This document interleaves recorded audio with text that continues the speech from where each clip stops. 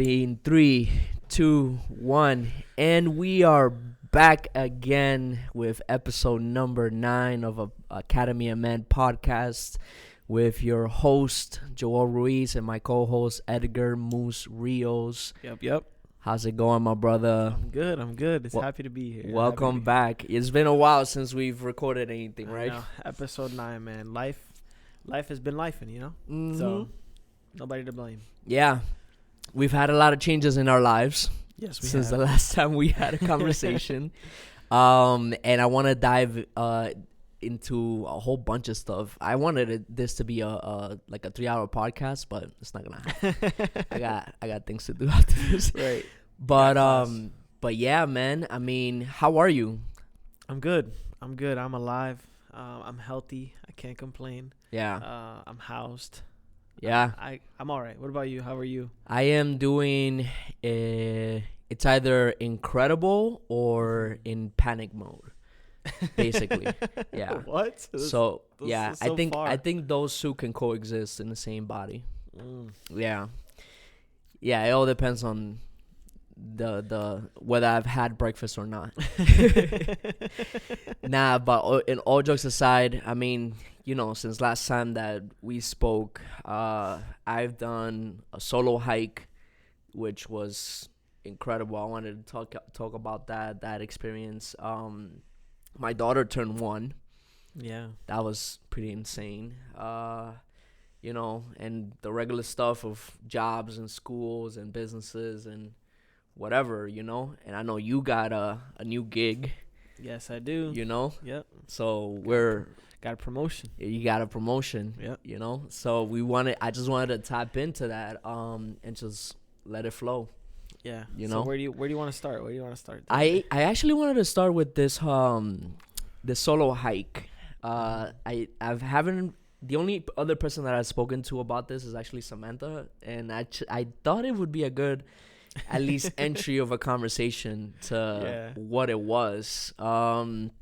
So quick background, I've tried to conquer the Mount Marcy at least 3 times before. The first time got stuck back because I had other people with me.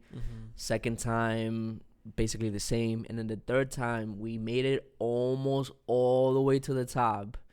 And then I think we were like a mile away. Yeah. And then a storm hit all the way at the top, and we almost died from hypothermia. Wow. Yeah, it was that. And it really, at that moment, walking back, because it takes 4 hours to go up, and it takes 4 hours to come back down. Yeah. So it's 8 hours. Day. It's a full day. Wow. Right? And it's not, it's not your regular terrain, backyard kind of hike. It's like boulders and climb and like water and rivers and shit like that. You know what I'm saying? Yeah. And so this time I've had it in my 2-year goals for forever. Even you before. Did it? Yeah. By yourself? Yeah. I didn't tell you this? No, you told me you were going on a solo hike, but you never told me. Yes. So I actually eventually did it. By yourself? By myself. Marcy. Mount Marcy. 8 hours. 8 hours, yeah. Fully. The first Congratulations. day. Yeah, thanks. That was an experience to say the least. But it was definitely a test of endurance. Yeah. Because when I got there, first of all, this is the first day that I ever spent not sleeping with my daughter. First day, right?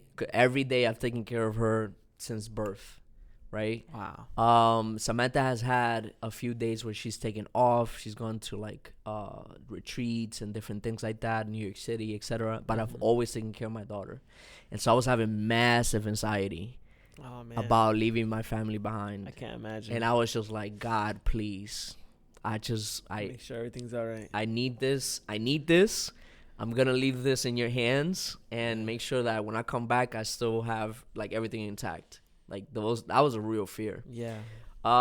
It's 3 hours from here. Yeah. So it's 3 hours going over there. When you get there, you hike for about 2 miles to the campsite. And when I went, I set up camp. I got a beautiful little campsite going, and then night came in. Like, I was at that point when it was like around 6 o'clock. I was like, well, I have nothing to do. I have no service. I can't even check in. You You can't can't check No. in. I can't receive an update on my family. Yeah. So I was like, well, I'm just gonna go to sleep. And I decided to go to sleep. And I think it was before I went to sleep or after, like, I woke up and I realized, I was like, holy shit. Like, I'm 2 miles away from my car. I'm by myself. Yeah. There are bears. There are bears. There Yes, are they are. bears. There's also people that can just slip in and slit my throat. Right. But I was like, yo, there's no turning back at this point, right? Yeah. And for some reason, I started to cry. I started to have like a moment of, there's, like, you put yourself in a situation and there's no retreat. Yeah. And I've talked about this forever in this podcast. Like, I always put myself in situations where I can't retreat. And at that point, it was like, yeah, dude, you really can't retreat now. I mean, the sun is out. Yeah. You know, you're not going to hike back to your car in the pitch dark. There's no Yeah. way. So I just had to, like, literally, like, pull through the night. And it was cold. Oh yeah, it gets Yeah, really it cold gets there. super cold. Did you have a fire or no? Couldn't have a fire. Oh, you can have a fire. At You that can't have a campsite? fire on state parks. I don't think there's state parks. Yeah. I think specifically the Adirondacks. Yeah, yeah. There's something. I know. There's different laws. and Yeah, stuff for different areas. parks. So I couldn't have a fire. I did bundle myself up as best as I could. Did like layers to protect me from the winds, Yeah. and it was insanity. And the next morning, it was like sometime around 6-7 a.m. The sun was just coming up, freezing, and I'm just like, you know, you could go home right now, right? You can. Like, the sun is out. You Yeah. don't have to do this. Yeah. And that's when I think the battle really began. Like, it was a battle of just, it was purely a mental battle the whole way through, right? Where it Yeah. was just like, are you really doing this? You don't have to do this. You have nothing to prove. Right. You could just go home. You could say that you did it, Yeah. you know? Yeah. But then I was just like, no, I'm doing this. Like, I'm already here. I'm hiking the 4 hours up. And that just started. But yeah, it was no phone. Yeah. The next morning, actually, when actually the sun came up, when I was started on the hike, I was able to get some form of signal. And the first thing I did was, like, FaceTime Samantha. Wow. And I started bawling when I saw my daughter. Yeah. I was just like, I'm so glad that you guys are okay. I couldn't, like, you imagine, bro. Like, you can't check in the whole night. And you're just like, yeah. yo. But, yeah, I made it all the way to the top. When I got to the top, I even took a picture of the plaque and everything. Yeah. That it's all the way up there. And then, ironically, like, I found it that, you know, I looked out in the view, and, I mean, you're, 5,000 feet off the... Surface level. Yeah, like, from sea Ground, level, yeah. basically. Yeah. And it's a beautiful view. But then I was just like, I'm not even here for the view. You know? Yeah. I was just there because I just powerful. wanted to conquer it. Yeah. And I got to the top, kid you not, I think I spent no more than 15 minutes. I was like, okay. You just left. I just left. You just went. I was just like, all right, that's it. I'm done. I could cross this off my bucket list. I never need to do this ever again. Yeah. I can officially say that I did it, and now I'm just, like, heading back. Yeah. And yeah, man, I mean, it was just being myself and my thoughts. No phone, no headphones. Yeah. I didn't put no music. It was just Wow. pure silence. But yeah, that was Damn, man. That was bizarre, and I didn't realize how dangerous it was until I got back home. Yeah. It is pretty. It's no joke. Yeah. I'm so proud of you. Yeah. Yeah, and I'm so happy for you too. Yeah. Because I know I got an idea on how like liberating that might feel. Yeah. It's so interesting because you already know this about me, but the world doesn't yet. I had an incident where I wanted to do my own solo camping trip also. Yep. And I went to a place that held a lot of value to me. It wasn't as cool as hiking 4 hours for it, but it was about 2.5 hour drive or something along those lines. And for me, unfortunately, it was. So first of all, I just want to talk about it in general too. Yeah. So in a general sense, when I got there, it was so quiet. I didn't have service probably for like an hour and a half at this point. It was just me and the same like 6 songs. And I had a song specifically downloaded for my walk. It's like, I call it my thinking song. Okay. It's Beethoven, the 14th Symphony. Oh, really? Yeah. And you know it. Once I play it, you'll be like, oh. But so I started my walk the moment so I parked the car, and it's probably like, it's right across the street basically is where the hike starts to the lake. Mm-hmm. And so I went to a lake instead of a mountain. A giant mountain like that, yeah. Bro, when I got there, the moment I put my backpack on and started walking in the woods, immediately I felt like, this is going to sound very corny, but I felt like I was on some primal shit. Like, I feel like I could hear everything. I feel like I could see everything. Like, my eyes saw in 4K. It wasn't foggy. I was hydrated. Like, I was fresh. And I was like, I dare a fucking bear. You know what I mean? Like, not really. No, not of actually, course, but of I course. was like ready. Yeah, you know what I mean? yeah. I felt like I was ready to fight. Like, I had a machete with me. I had a little tomahawk with me that I was using for chopping wood and stuff. And when I got to the lake, very similar. I think in the back of my head I knew this, but it was just something I was trying to roll with because I was trying to avoid thinking these things. But I got to the lake, beautiful view, bro. And it's called Good Luck Lake. It's in Arietta, New York, is the area. And I remembered immediately the first time I went there. It was with a college program or whatever. Yeah. We had a guy. There was multiple people. We had fires, everything. And so I basically just followed the steps that the guy taught us. And it was very easy. I got to put on some Beethoven. And I was there for like a good maybe 3 hours setting up camp. I had a fire going. I had the tent ready. I had a really beautiful spot. And then it became time to be alone. No music. No, even music was playing, but it didn't have an effect on me anymore. It was just me and my thoughts, bro. Yeah. Y pa qué fue eso? Went on a rabbit hole. Bro, went on a very deep rabbit hole. Very, very deep rabbit hole. I tried journaling.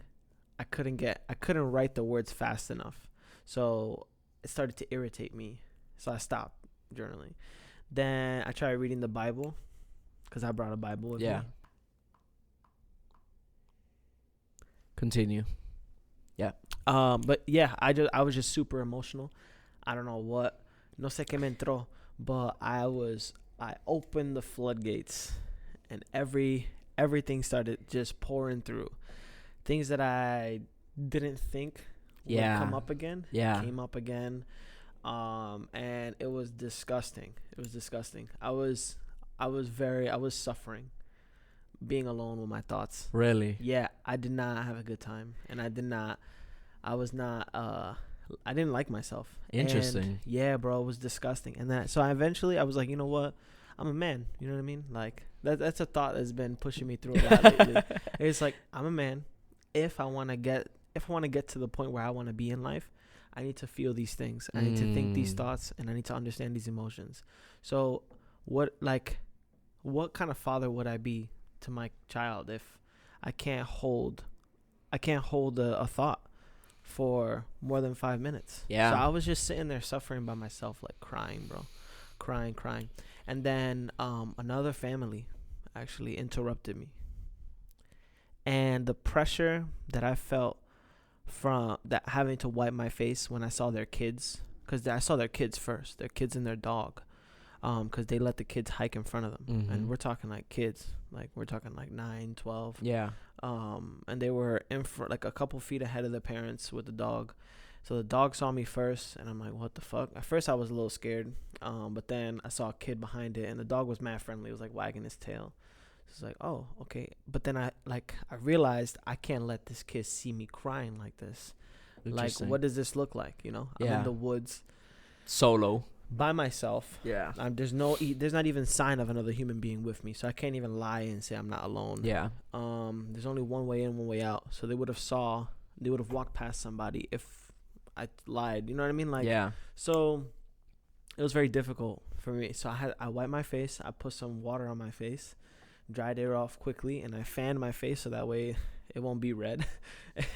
Then I came out of the tent, and they were like, oh, you know, it's nice to meet you. We're going to be a little bit more up the lake. If you need anything, like, it's okay. I forgot their names. Yeah. But them catching me in that moment, it had, like, snapped me out of everything. It brought you back to reality. Yeah, I could not feel those things. I had to wipe my face. I had to stop thinking about all that shit, because if I thought about it, even in front of them, I would have been an emotional wreck. Yeah. So they snapped me out of it, and then they left because they kept walking down the trail. Then when shortly after they left, the thoughts all just started flooding back up again. And so I'm sitting by the lake now in the sun, trying to read Genesis, and I just can't. Yeah. I could not read in that state of mind, bro. I couldn't read. And it got to the point where I was immensely, like, tremendously disgusted with myself and with my family. I was I don't know why, I was so angry with nobody to choke or strangle. And, like, I was like, you know, this is great and all, but I think it's time to throw in the towel. Yeah. You know what I mean? Like, I'm not okay right now. I'm alone. Yeah. I've got access to weapons, a lot of weapons here. I'm just not okay. If somebody pisses me off right now, or if I piss myself off, I'm worried. You know what I mean? I just was very uncomfortable because I just didn't have that faith with myself. That what was he saying? That you would have your self-control. Yeah, esa confianza. I didn't know how I would react because I thought I was being irrational. You know what I mean? Even looking at it now, I'm like, damn, like, that shit really hurt. But yeah, it did. It did. And I became very uncomfortable, bro. I was very uncomfortable. And I remember I just accepted defeat. I gathered all the wood that I had spent like 3 hours gathering, because I had enough wood for the night and for breakfast the next day. Oh, yeah. Like, I did very good. I was very proud of that. I split it all. It was beautiful, beautiful. I split it all, and what I did was I gathered all the wood, started playing Beethoven, and I went down the lake. I walked all the way until I found the family. And then I found the family. The dog found me first, obviously. I gave them all the wood that I had, and then I told them that I'm not feeling well, that I'm actually just going to go. And they were like, oh, well, do you need anything? Like, I was like, no, I'm pretty sure it's just a migraine. I just got a bad headache. And they were like, okay, well, are you sure? Like, you don't need fluids or anything? And I'm like, yeah, no, I'm a paramedic. I lied to them. I'm an EMT. But I was like, oh, yeah, I'm a paramedic full time outside of this. So, and they're like, oh, okay, so you know. And I'm like, yeah, I'm good. I'm good. So, con confianza, ellos me dejaron. They let me go. They didn't ask questions. They just let me leave. And I was just like, the entire walk back was just silence. Like, I didn't even play Beethoven. I just went. And the moment I got service, I actually called you. Yeah, you did. I remember that. Yeah. And I told you to go back. Yeah, you did tell me to go back. But I was too... That's it. You already I was scared, waved the white flag. The white flag, yeah. And that's... So, first of all, that's okay. Yeah. I mean, why not? Yeah, I don't hate myself for it. Yeah. I don't hate myself. But I wanted to share that because I wanted to share with you that I have an idea, really, on what that kind of solitude entails. Yeah. And that mental inbox, you think you check it off. Yeah. You think you do. But when you're really alone. Yeah. And it's just you and no other thought to think. So that to me, so out of my entire experience, the fact that I started crying that night was by far the most surprising. Yeah. I was not expecting it. I thought that I was going to be okay being by myself, which I was, but then I really, really missed my family. And that was surprising to me. And then, you know, now that you and I share these experiences, like, what does that say about the human psyche? And I'm not sure if it applies the same thing as the same way for women. It might, but it can. It can, but just, you know, as men, like, being by ourselves is not something that we really practice. No, it's not. You know, it's not a thing. I mean, where would you go? Sure, your room, but you can easily walk out of your building and you'll be flooded by X amount of people. Right. You know what I'm saying? Like, you look any direction and you have another human being within sight. Yeah.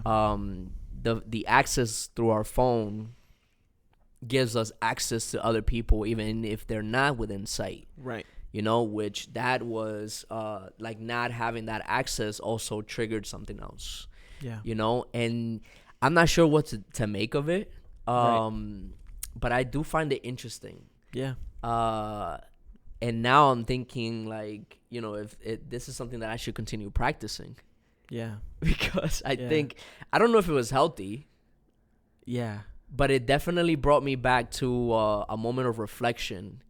And when I actually got back home, it was like, yo, like, I fucking missed you guys. Yeah. You know what I'm saying? Like, I really, really missed you guys, you know? I've always wanted to do sailing. Like sailing on a boat? Yes. Oh. And I've always wanted to do it alone. Which that's another level of danger. That's the next level, yeah. So, but those kinds of sailings are usually multiple months across the ocean, right, through storms, et cetera. And so that's maybe when I'm like 40 or 50, I'll do it. In the future, yeah. You know, once my daughter's grown and stuff. You know what's interesting? That depending on who asked me how my camping trip went, I lied. I lied. Why? Because there are a few things that I hold very close to my heart. Okay. That I feel like if not received a certain way, it will completely change my image of you. Okay. And expecting a reaction, a specific reaction, you mean? Not I know that sounds disgusting. But let me land this. Okay, go ahead. I just think that it's very sensitive information to me. Okay. And if you don't answer it, or if you don't respond to that kind of information with a certain sense of empathy, sympathy, or consideration towards me as an individual, I will dismiss you as a human being in my life, just because of how close to home it is. And if I don't have the confidence that you will respond in a way where it wouldn't be offensive to me, I just won't say it. Because or you lie. Yeah, exactly. Yeah, that makes sense. Just to maintain the relationship. Yeah. Because it makes no sense for me to put you in this situation, because it doesn't matter. Yeah. Whether if you are able to empathize or be considerate towards me. Yep. So it's just easier for me to just say, you know what? It's not worth it. Yeah, I did it. Yeah. It was a great experience. Thank you for asking. Next thing. Yeah. You know what I mean? It's easier for me to just take control of it and say, yeah, I did it. It was wonderful. I recommend it to everybody. Goodbye. Now, nobody even, and I turned to be correct. I know this sounds very narcissistic, but I turned to be correct, because when I just say, yeah, it was a great experience, thanks for asking, I suggest everybody do it. They don't dig. They almost don't even care to ask. Yeah. So it's just like, it's almost like a conversation starter. It's like I'm right. Yeah. I was right in not telling you. I'm happy I didn't tell you. Yeah. Because you didn't even care to. Yeah. I went solo camping for 24 hours by myself in the woods, and you don't care about any detail. Right? Like, does anybody do that? Like 24 hours by Nobody does that. That's what I'm saying. So it's like, just for you, I just know. Just the way you let that go over your head, it's like, I'm grateful I didn't tell you. Wow, and that's interesting. Yeah, it's just because I just don't want to for the sake of reducing the amount of friction I have in my life, I find myself telling white lies like this. Would that be considered a white lie? I don't even know. Yeah. I don't know. I honestly, people say that there's differences between white lies and black lies. Yeah. I think everything is gray.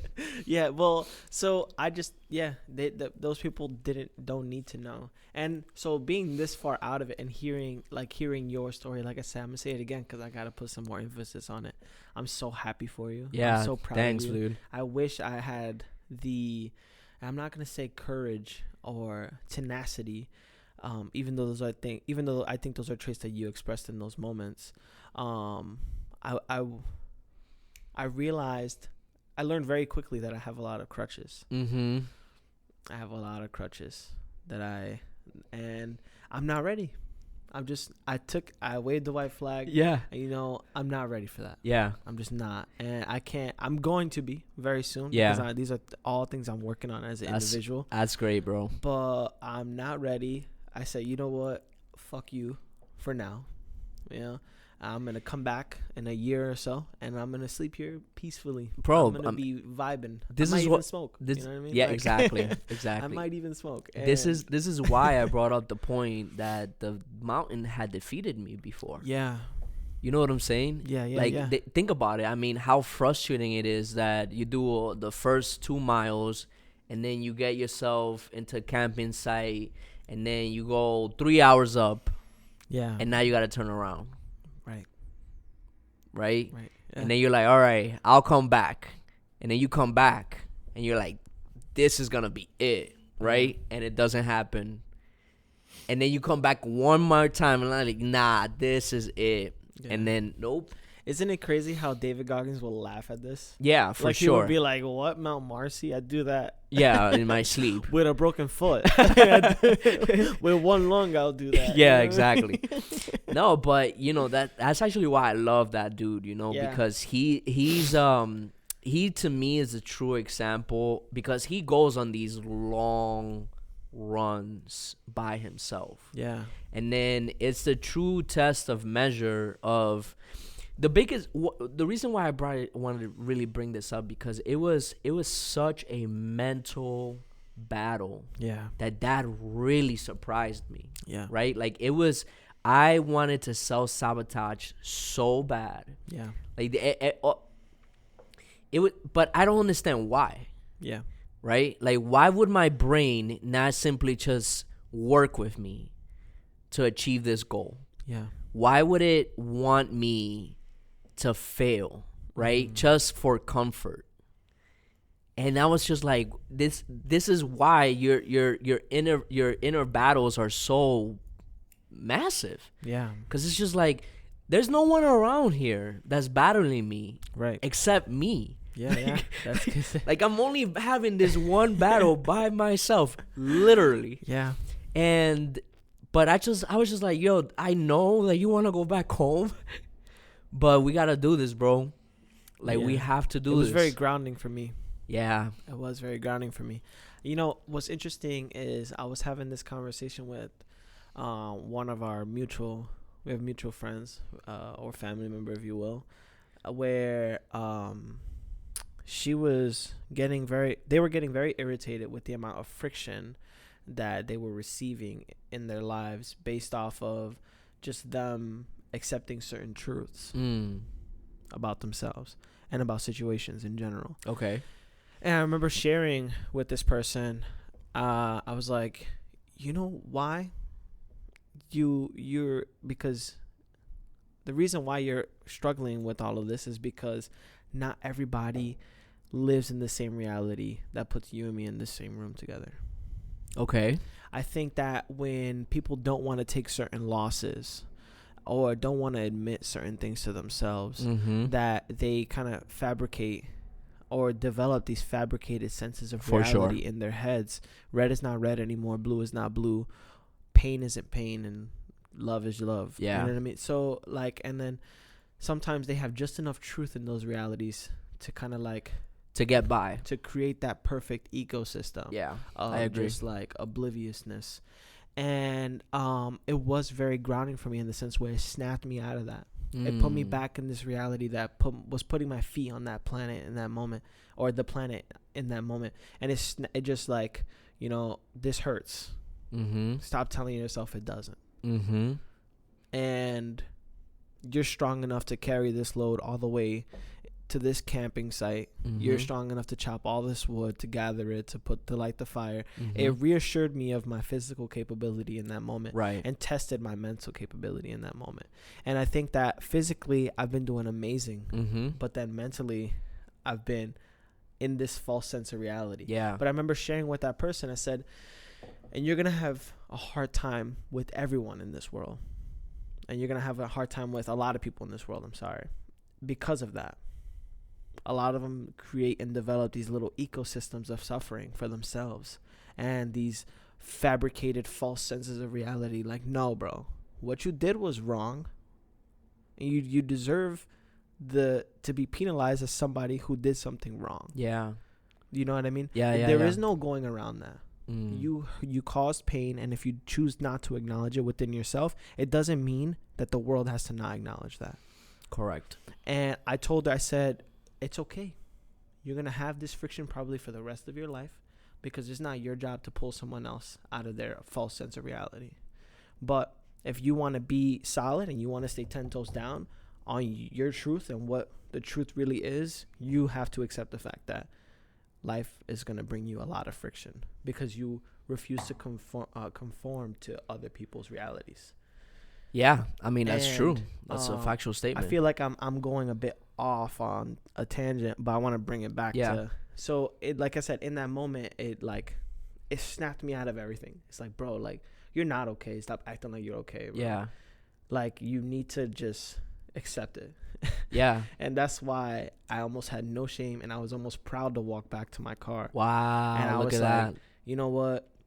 Nah, bro. Just you little still. You know what I mean? Like, I don't care if you can fight. I don't care if you can punch very hard or run far. Yeah. But in my mind, tú eres un pendejo. A child. Un niño who needs a hug. No, but it speaks on people and in general being able to take losses. Yeah. Yeah. Very, very. I felt like it was a powerful message to share.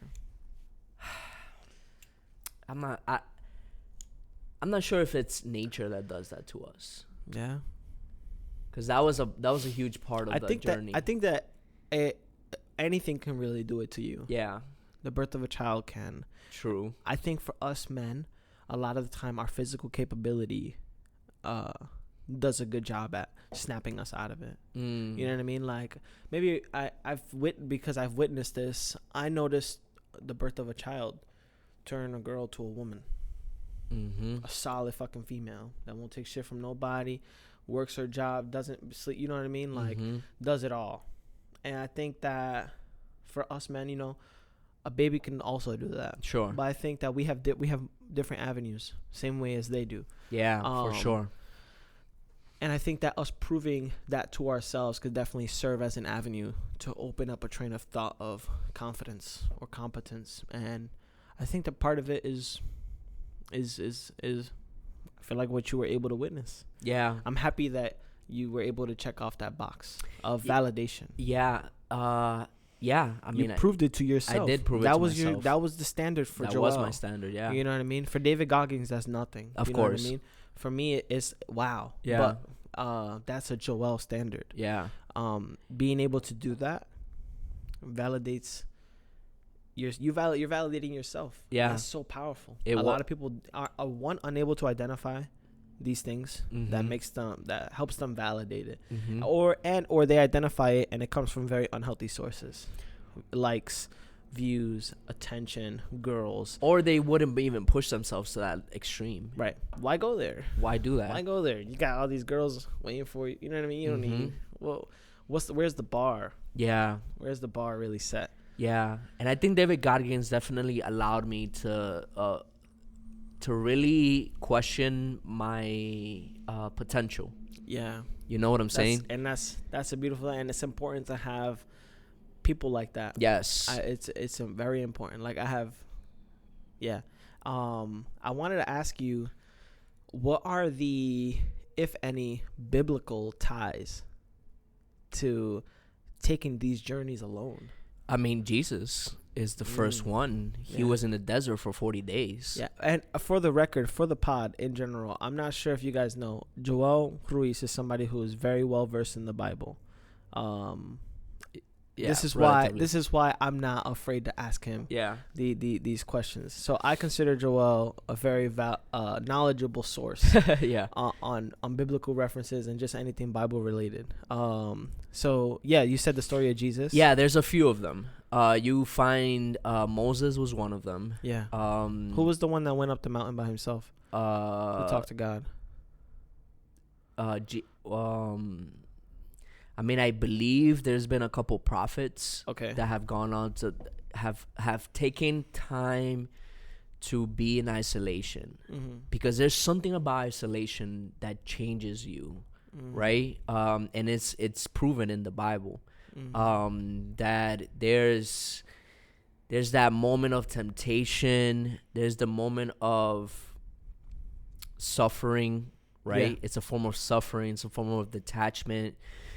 But then there's also a form of unity, that you're there with, literally relying on the Almighty to be able to sustain you. So it's a different type of company. It is a different type of company. Now, that opens the door to what we would call the devil, for example. Now, whatever interpretation people may have of the devil, for example, in my case, when I went on Mount Marcy, I could say that the person I was fighting, myself, that wanted me to go home, is that force. I see. You see what I'm saying? Yeah. But he doesn't have the power to create. He only has the power to amplify. Or influence, right, to an extent. So these are already thoughts that they already existed in your head. Yeah, exactly. It was just exactly them. Amplify it. Like, hey, there's no need for this, right? Just go home. Same thing with Jesus, right? So in the Bible, Jesus took out 40 days and 40 nights of fasting, and he went out into the desert. And that was, according to scripture, it was the time where he was tempted. It's actually the only time when the devil is quoted, and it's the only time when the devil is quoted, and then you see the internal fight within Jesus, where the devil says, you could turn this stone into bread. Yeah, just do it. Just do it. And Jesus says, it's not by bread that men will live, but by the word of God. And then he brings them up to a hill and shows them the city. And he's like, I could make you king of this city. And Jesus like, you won't tempt your Lord, and, casts him away. But it's so interesting, though, that it only happened when he was in isolation, though. Right? Why is that? I think it's because when you open your ears to that, there's always the opportunity for more than one person to speak. True. And is it that you're opening your ears to your inner thoughts then? Yeah. Right? Because on a everyday basis, it's a different kind of listening. Yeah. And on the everyday basis, we're not really tapped into it. Right? We can easily pick up our phones and just distract ourselves. Yeah. Or we don't even have to. Literally, we can do anything. Yeah. Right? You could play video games. You could go on a run. I could play with my daughter. Like, I don't have to sit here and think of anything, right? You could, but when you're in isolation, what are you gonna do? Yeah. Are you gonna play with a beetle? Right. You know what I'm saying? No, it's just like, you could play with a beetle for so long, but eventually you are gonna have to conquer yourself. Yeah. Which is pretty insane, honestly. But there's that's been Moses got he saw the fig turn to fire when he was by himself. I don't remember anyone else.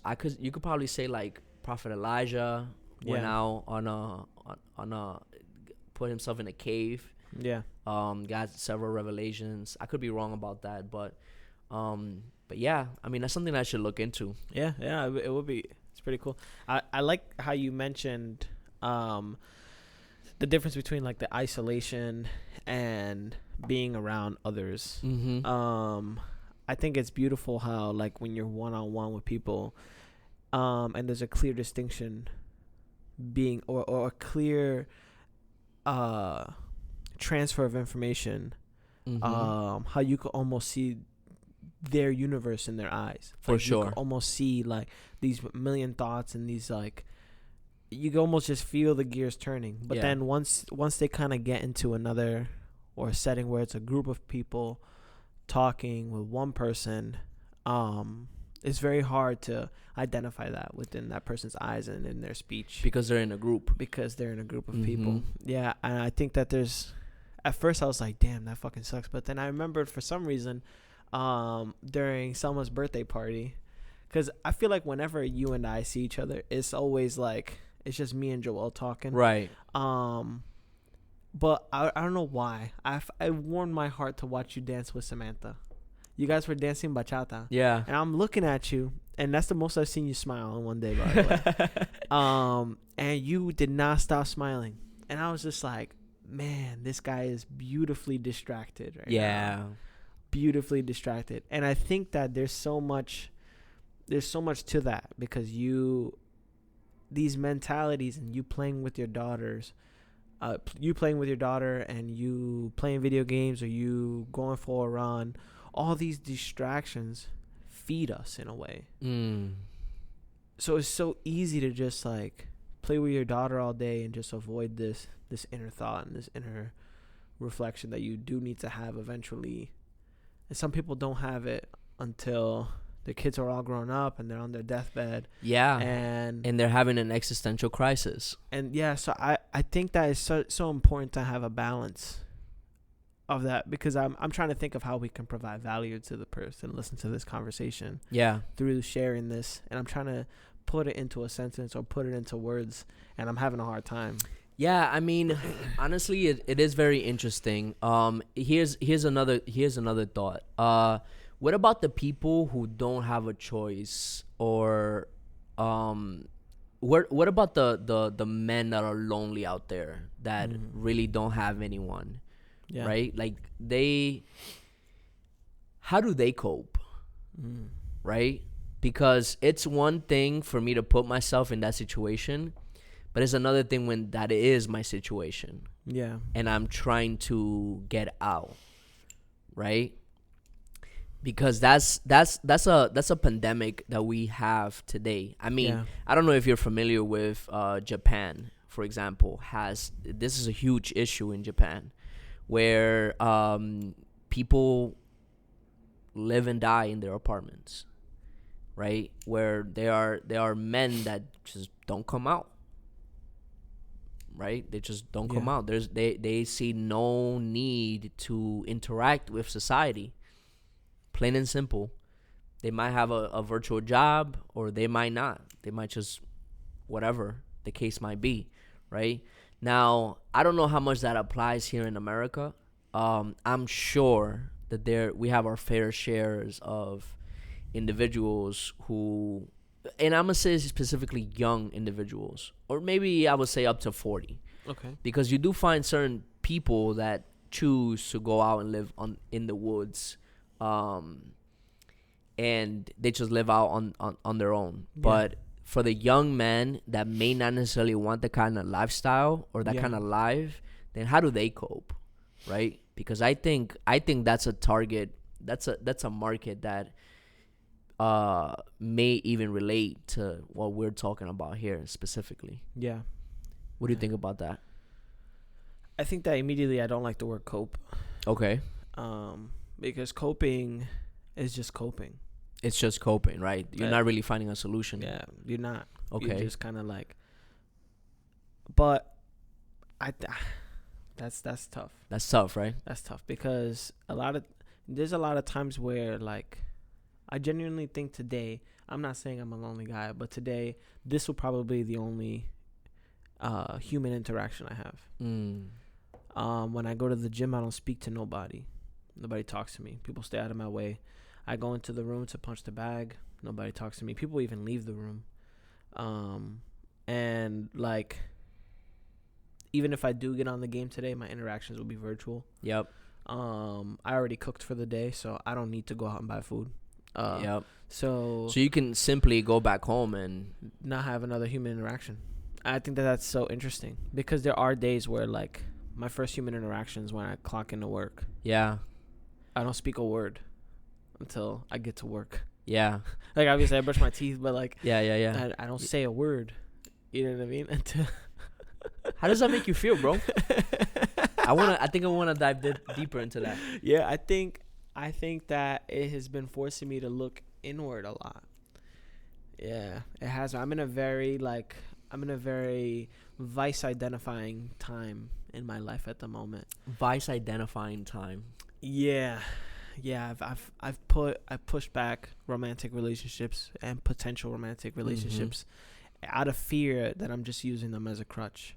I think that I'm trying to smell my own roses right now, and I'm having a hard time identifying them.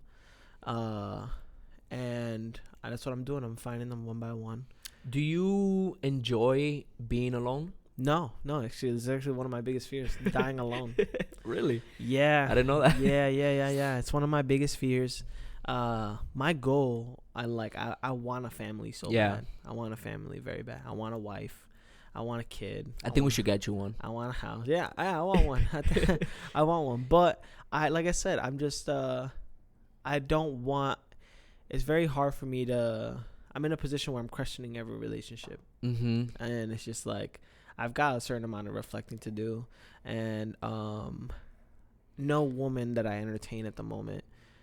My reflection or my inner peace finding shouldn't come at the cost of a woman's emotions. So I've set that aside for sure. I'm just like, yeah, we could, like, I enjoy your company, but I'm also a very sad, non-confident, inherently internally individual. Yeah. So like, you're working I don't want you to make me feel confident. Interesting. Like, I don't want to feel confident only when I'm with you because I got you. Right. I want to feel like that guy before that. And I just don't think it's really fair to put, at this moment in time, I'm speaking through my personal biases right now. I don't really think it's fair to really put that kind of dependence on another human being. I want to be solid. I could agree. I can also say that they may help you.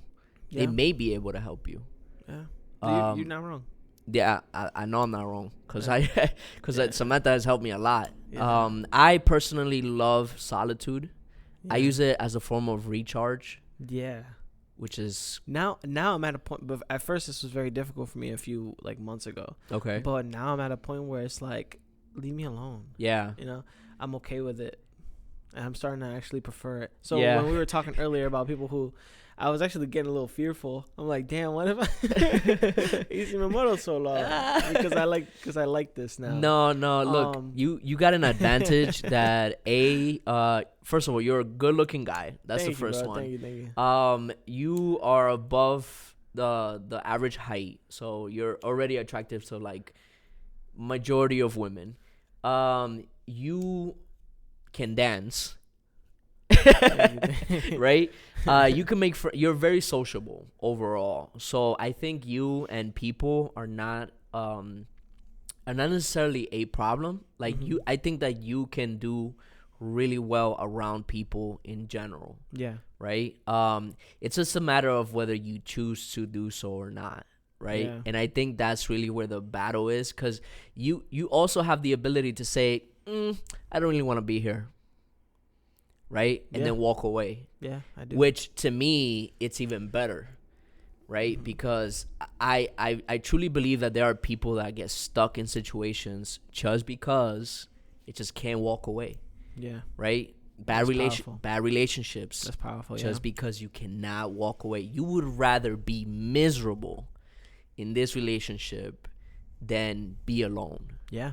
Right? Yeah. And people hate being alone. Sometimes it's easier to just be broken, bro. Sometimes it's easier to just accept defeat. I think, even though I was just kind of saying accepting defeat can be powerful, I think it could be just as crippling and hindering. For sure.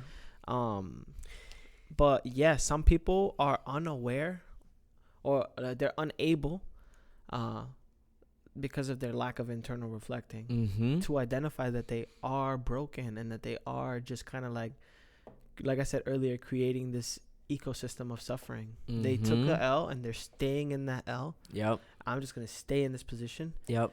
And I'm not gonna even consider anything more for myself because I'm okay with one vacation every 5 years. Yeah. I'm just using that as an example. Yeah.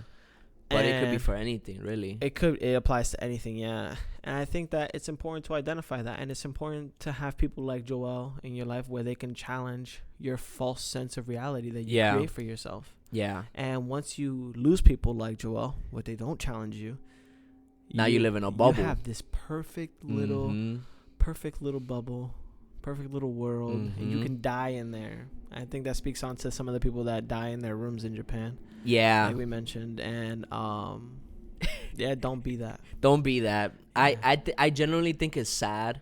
Yeah. It's sad because of a few factors. Because you really don't get to watch or develop of the flourishness of the family ecosystem, right? Yeah. And now I'm gonna say this: I am very privileged, and I don't use that word often, but I am very privileged with the family that God has given me. Amen. And that goes across from all of my brothers, cousins, and extended family.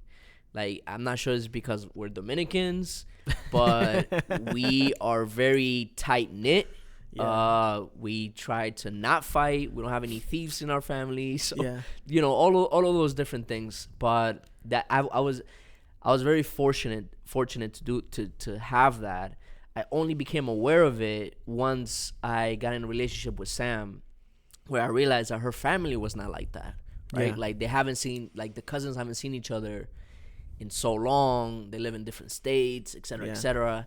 And unfortunately, there's a certain level of a family dynamic within the United States that actually functions like this, which, a lot of, and I'm gonna say it straight out, like there's a lot of white people that just would not see each other until the holidays. Yeah. And then we'll not see each other again until the next holidays. Yeah. Right? Like, I think our government and the way the structure is here in the U.S. has a big role to play. For sure. In that 100%.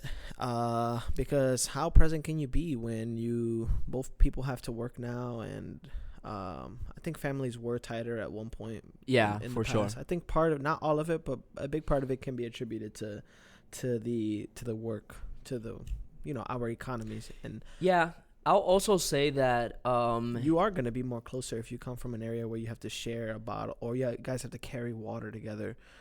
It's just deep rooted. Yeah, you have no choice. It's easier to be together that way too. It's like, of course I'm not going to part ways with Joel. He's so much bigger that, like, he can carry more too. Yep. So of course, my cousin is just as big as I am. Together we can carry double the water. Correct. To the family. If she just stays with my mom, and we could, it's like, of course, it's going to be a little more deeply rooted.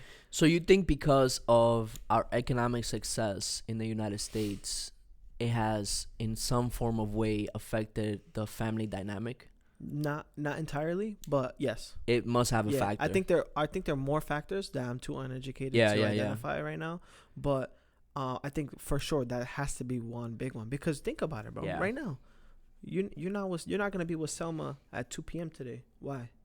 Because I gotta go to school. For what? To educate myself. For what? To have a better career. For what? Make more money. Exactly. Your wife can't be with someone when she's teaching Zumba. For what? Same reason. She gotta feed her spirit. Luckily for her, that's a job that feeds her spirit and feeds her pockets. Yep. Do you think? What's your major again? Computer science. You think that feeds your spirit? To an extent, it feeds my creativity. Yeah. That's a blessing. That is a blessing. That was no gotcha there. Yeah. For some people, it would have been a gotcha. Yeah. But I'm happy it wasn't for you. Yeah. If it feeds my creativity and my sense of discovery. Yeah. Yeah. Yeah, I think there's a lot to be said with that right there. I think that one thing to point out, assuming that you believe in a God, I think God is fucking amazing, bro. Yeah. And I think the devil is just as good as what he does. I agree. The God is so good, and the devil is just so bad. He's as equally as bad as God is equally as good. You know what's so funny you say that? I genuinely live my life without ever thinking about the devil. Really? Yeah. Yeah. I genuinely. He's so good at what he does, man. I'm sorry, I gotta give credit where I mean, credit. Good. But I'm not sure why that is, because I went to church. Yeah. I educated myself in the Bible and et cetera, and I just don't see it. Yeah, I think a lot of Christians or a lot of people would kind of find trouble with the statement I just said. Mm-hmm. They would say God is greater than the devil. I would attribute it to part of their inability to see or acknowledge the fact that he's cooking up too. You know what I mean? Well, and you stubbing your toe. Yeah, I think it's a perspective for sure. Yeah. I'll say this though. I mean, I don't know if you want to talk about politics. We can tap into it. Keep a bird's eye. Sure. Yeah. So the mere fact that we currently have a new president or president-elect, and when I saw when he got shot. Yeah. Shot and then obviously fired at, obviously. Yeah. But I was like, dude, that's like God's work. Like the fact that he didn't die. Yeah. It is. And he's second sooner. He would have been in the perfect. he would, if he would have never just turned his head, mm-hmm. it would have hit right there in the dome. Right? And just completely destroyed him. And we wouldn't be here. And where would the country be at that point? I don't know. But whether there were forces behind, I'm not going to get into conspiracies or anything like that, but whether there were forces behind the shooter that either A, motivated him, B, gave him instructions, C, provided him with the weapons, whatever the case might be. We can't right? confirm nor really deny right, at this point, because we don't know anything. But I mean, just wrapping my head around that, right? And before that, he was really preyed upon. Mm-hmm. By different members of different organizations, the Jewish, the Muslims, the Christians, Catholics. They all prayed over him in an event, and he literally stated, he was like, some people have told me that God saved me to save our country and to save America, whatever the case might be. Whether that's true or not, I don't know, right? But one of the things that I can't deny is that the mere fact that he didn't die, in my opinion, was an act of God. Yeah. I don't know how to feel about that, but I was just like, this dude is anointed right now. Yeah. You know what I'm saying? Like there has to be like some type of mantle over him that's covering him. Mm-hmm. What I do hope is that the same mantle that's covering him and to not allow him to die provides him with the wisdom that he needs to then take our country into a better place. Right. That's what I do hope for. But yeah, I mean, I don't know, man. There's so many things that are outside of our control. Yeah. That's actually why I brought that up, because you almost only see God's hand there. Like you could say like that was the devil that was shooting at him, but you can almost only say that it was really God's hand that saved him. Yeah. Right. And then in our own lives, when we may face situations where we think it could have been the devil, we can also say, I saw God's hand, saving me from that situation. Yeah. And, glory to God for that. Amen. Amen. Right? Bring us home. Yeah, I mean, overall, we just want to do a quick podcast just to discuss this. Specifically, the whole hiking situation was intriguing, interesting. But overall, I think for us in the future, one of the things that we do want to let our listeners know is that we will be doing one more podcast, which is going to be episode 10. After that, we are going to be taking in hiatus to make the podcast better and put it on different platforms to reach more people. And video. Yeah. Mm-hmm. So we're going to be ending the season on the next podcast, and then we will be restarting sometime in the spring. Yeah. We'll probably be recording throughout the winter and stuff like that, and checking all of those things. But in the spring, we're gonna be launching season 2. So I just want to thank everyone. I know that this podcast doesn't really have a structure, and I know people like structure. I'm not a structured person. I like chaos, and I like working around the chaos. Yeah, and I think it makes a more genuine conversation overall. Yeah, so. I have a friend actually that I want to shout out. Her name is Bella. Okay. She's been a faithful listener ever since she found out that I was in a podcast. Really? And she loves you so far. Really? She doesn't even know you. She's like, I love him. But shout out to you, Bella. Thank you for listening, and thank you everybody for listening, and all the support we've been getting thus far has been amazing. For real, this girl calls me like whenever she's done with the episode, like, we need to talk. Yeah. And I'm like, okay. Wow. Like, vamos a fajar entonces. That's cool. Yeah. And she, for the most part, I'm grateful for the amount of reflecting her listening to us talk. Yeah. Has been able to bring her. Yeah. And there's been some instances where she disagrees with me, disagrees with you. Mm-hmm. But for the most part, it's been opening the door and planting the seed and sparking the conversation within themselves.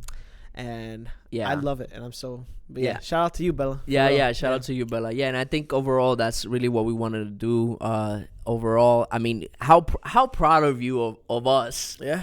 That we got into this point, right? Yeah. And all the conversations that we've had. We're going to do a highlight video of just like, I think Mic like drop top tier conversations. Rants. Yeah, top 5 rants. Yep. and then we'll go from there. But thank you guys so much for listening to us. I'm gonna go ahead and get ready to head over to class, and we will see you guys soon. Peace. Have a good night.